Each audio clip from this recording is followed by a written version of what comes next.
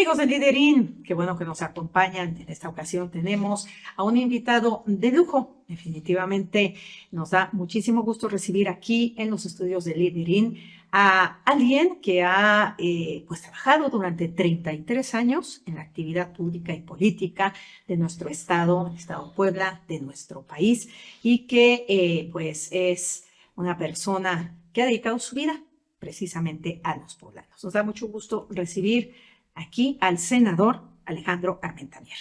Alejandro, bienvenido. Gracias, Isabela, gracias por esta oportunidad, gracias a Liderín por permitirme llegar a su audiencia, felicitarles por esta tarea de comunicación que ustedes hacen de manera profesional.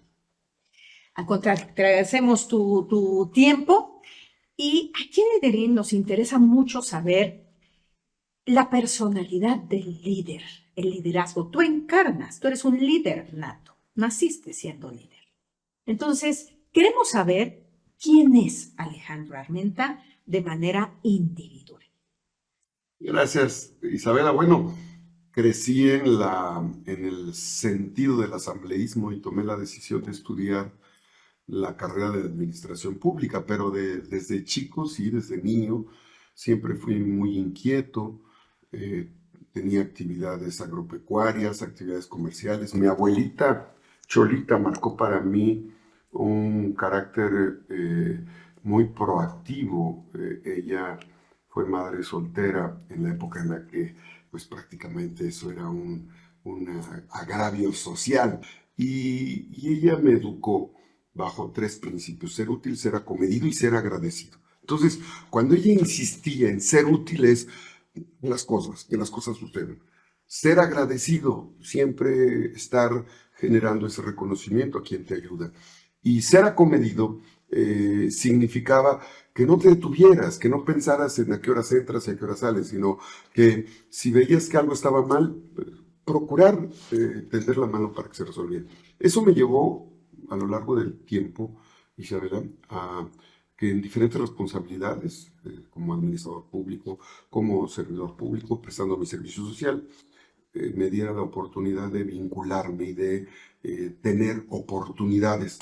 Fui presidente del deporte, estuve coordinando el programa comunitario de faenas, Tequio Mayordomía en Acatzingo, y eso me abrió la puerta para que por plebiscito fuera el presidente municipal más joven del estado de Puebla en el periodo 93-96. Entonces, siempre he sido una persona muy inquieta, pero que he relacionado el tema del servicio con el tema del liderazgo comunitario. Creo en el liderazgo comunitario. Dentro de estos 33 años que nos comentas, dentro de toda esta trayectoria, ¿en qué ha cambiado ese Alejandro Armenta que en 1993 llegó a la presidencia municipal, al Alejandro Armenta que está este día conversando con nosotros? Bueno, hay canciones como la de Ya caminas lerdo, ¿no? Y eso te va forjando el tiempo. La verdad es que siempre he sido inquieto, sigo siendo inquieto, soy soñador, amo la tierra, amo el planeta, soy perruno, gatuno. Entonces soy una persona que me gusta que las cosas sucedan, pero voy moderando. Entonces la madurez, cuando fui presidente municipal tenía 21 años. Hoy que soy senador de la República tengo 54 años.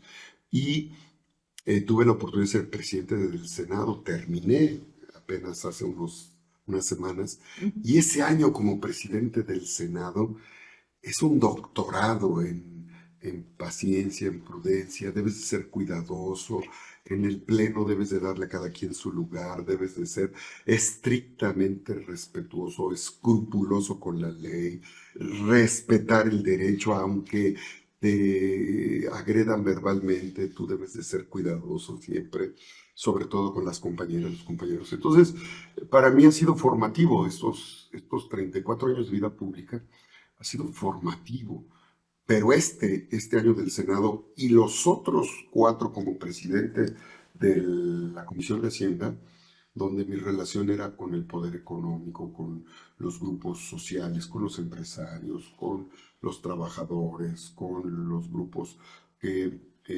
tienen cámaras de comercio, pues obviamente el Senado es una escuela, te forma. Entonces, el Armenta de hoy es un Armenta pues más prudente, más tranquilo, más sereno, consciente de que tenemos que hacer que las cosas sucedan, pero sí tienes que ser más prudente. Y eso también te lo da el tiempo. Efectivamente, las enseñanzas, los logros y los fracasos. ¿Cuál ha sido tu mejor y tu peor momento? Bueno, fíjate que como administrador público de profesión siempre he creído que en la vida cuando se compite se gana o se aprende, pero nunca se pierde. Porque competir te da la posibilidad de crecer. Entonces, como a mí me gusta el deporte de contacto, me gusta el deporte de tenis de mesa, el ajedrez, el voleibol, el fútbol, el básquetbol y el karate-do. Entonces, siempre he creído que toda la correlación de una actividad pública tiene que ver con otro tipo de actividades, siempre lo correlación. Entonces, el mejor momento para mí ha sido, desde luego, haber ganado la mesa directiva en el Senado de la República. Fueron 3 elecciones, se tuvo que Sí. repetir 3 veces. Eso habla democráticamente de una etapa importante. Y yo diría que el momento de mayor reflexión, y que lo diría como un acierto, fue cuando decidí llegar a Morena en el 2017. No lo vería como algo incorrecto, no, como un acierto, fue una transición, un cambio para mí que me permite estar del lado correcto de la historia acompañado al presidente Andrés Manuel López Obrador. Así es que he tenido aciertos, he tenido enseñanzas, no he tenido fracasos porque ¿cómo vas a fracasar si haces lo que te gusta en la vida? Simplemente vas creciendo en ese aprendizaje. Si no, Tal vez el ajá, momento más difícil podría ser para mí la resiliencia de la muerte de mi mamá y de mi abuelita. Eso sí yo te diría que fueron actos para mí catastróficos. Cuando mi mamá muere, yo tengo 9 años. Cuando mi abuelita muere, ella tenía 90 años y ya son 8 años que ella murió y ella sustituyó a mi mamá. Entonces, eso para mí fue duro, sin embargo, ya estaba lo suficiente maduro como para entender, pero su ausencia para mí es la pérdida de ese acompañamiento que siempre tuvo. Sin embargo, ella siempre me sembró carácter. Era una mujer de carácter fuerte, entonces eh, no se doblaba por nada. Entonces, esos fueron momentos, sí, complicados, tristes, pero no derrotas, no, simplemente momentos tristes, difíciles. difíciles que Ujú, todos tenemos en la vida y que ujú. es muy difícil aceptar muchas veces esas ausencias, Es correcto, ¿verdad? es correcto. Bien, de no haber sido político, ¿qué te hubiera gustado ser? Oh, mira, qué bueno. Hace unos días, hablando con un general de división, comentaba eso que, primero, mi mamá era enfermera. Entonces, si mi mamá hubiera vivido normalmente, ella murió cuando tenía 30 años de vida ella, yo hubiera sido médico. Mm, Y si mi mamá no hubiera sido enfermera y yo no hubiera dedicado a la política, hubiera sido militar. O médico o militar. Cualquiera de los dos casos hubiera sido. ambas necesitan O, extrema para- disciplina. o pude haber sido médico militar. También. Bien, efectivamente. ¿A quién admiras en la política y por qué? Bueno, tengo a muchos personajes que admiro en la política, porque muchos han formado. Mira, estudié en la escuela primaria Simón Bolívar, Libertador de América. Pues para mí es muy importante ese concepto. Admiro sin duda a eh, quien generó estos sentimientos de la nación, a Morelos, Ujú. porque siguen siendo vigentes. Admiro a Juárez, admiro al presidente Andrés Manuel, de verdad, lo digo con respeto y sin ningún tipo de discurso falso, porque el presidente ha logrado que en esta cuarta transformación separar el poder económico del poder político, y él refiere a pasajes en la historia muy importantes. Él es un nacionalista, es un patriota, está haciendo todo lo que está a su alcance porque se logre la distribución de la riqueza y porque haya justicia en nuestro país. Así es que admiro al presidente Andrés Manuel López Obrador y admiro a mi padre, Mi papá es un hombre muy sereno, muy tranquilo, deportista. Fíjate que yo no fumo. Y no fumo porque nunca vi a mi padre fumar. Claro, el Y hago ejemplo. deporte porque Ujú. vi en mi padre el deporte. Y amo, y mi padre también me enseñó a amar la tierra. Por eso tengo 27 años entregando, sembrando árboles forestales y frutales. No es un tema político. Llevo 27 años desde 1996, porque mi Ok. papá me llevaba al Carmen, del Carmen al Cerro de Guadalupe, Loreto de Guadalupe, a sembrar árboles forestales. Y me llevaba a ver los árboles y me iba diciendo, oye, hijo, estos árboles transforman el dióxido de carbono en oxígeno y tú respiras oxígeno. Chamaco, Pues tenía sí. 5 o 6 años recién desempacado de Izúcar de Matamoros. Yo nací en Izúcar de Matamoros y crecí en el casino. Entonces, mi padre, mi padre, si yo tengo un símbolo masculino, es mi padre. Y si tengo un símbolo femenino, es mi abuelita Cholita. Y si tengo un símbolo femenino, es mi esposa, que ha sido generosa con el cuidado de mis hijos y que me ha ayudado a dedicarme a la política. Y ya, pues en la política sí tengo personajes. Te digo, un momento, Ujú. el presidente se me hace como un gigante de la política. Cuando los hijos de nuestros hijos lean la historia, dirán, en la primera transformación, Hidalgo y Morelos. En la segunda transformación, dirán Juárez, Lerdo de Tejada. En la tercera transformación, los Cerdán, y dirán que Villa, Zapata, Carranza. Y en la cuarta transformación, dirán Andrés Manuel López Obrador. Yo pienso eso. Dentro, bueno, ya nos dijiste a quién admiras. ¿Quién te parece detestable en el mundo de la política o de la historia? Detesto la indiferencia a los problemas. Detesto a quienes abusan del poder, la corrupción. Me he enfrentado a la corrupción, he sido perseguido por los que eh, se corrompen y obviamente los denunciamos. Y tenemos un país tan rico, un estado tan rico. Acabo de ir al Ixtapopo, ah, porque tenemos un gran proyecto. Puebla tiene las montañas más grandes de México, el Ixtapopo, la Malinci, el Citlaltépetl, la Sierra Negra, el Cofre de Perote, está cerca de Puebla, esta zona. Y estoy en contra del abuso del poder. Creo que debes de amar a Puebla o debes de amar a México, como lo hace el presidente. Cuando tú amas lo que haces, cuando tú amas tu tierra, das todo. Y tu interés, que puede ser legítimo si eres empresario, si eres productor, si eres político, si eres artista, lo que sea, antepones. Por eso la leyenda en el Senado, en donde está la mesa directiva, dice la patria es primero. El amor a la patria, el amor a los hijos, el amor a la familia, pero detesto que un delincuente se vuelva político y después siendo político, pues imagínate un delincuente que se vuelve político y llega a un cargo público, es más peligroso que los delincuentes, que la delincuencia organizada, porque tiene un poder Efectivamente. y corremos muchos riesgos. Un delincuente que llega al poder destruye eh, la justicia, entonces es delicado, tenemos que ser más cuidadosos en ese sentido, Isabel. Dentro del respeto a la ética y a la congruencia de lo que llevan o que siguen los políticos, ¿qué opinas del chapulineo? De los que saltan de un lado a otro y no son congruentes con lo que primero dijeron. Mira, hay que diferenciar el chapulineo de la definición política. Tú debes de tener muy claro tus valores, tus principios.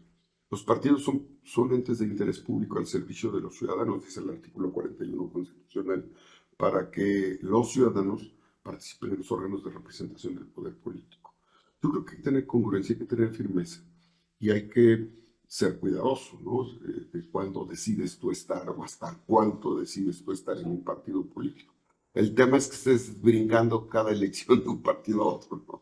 Eso sí es complicado, ¿no? Pero sin embargo, yo también sería respetuoso de quienes pues toman una decisión de esa naturaleza porque ellos o ellas finalmente ejercen un derecho político de votar y ser votados.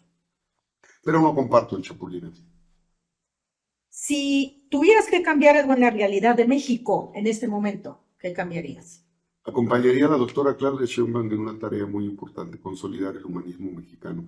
El humanismo mexicano significa profundizar en la gran transformación que representa este sentido de separar el poder económico del poder político para que se sirva a todos.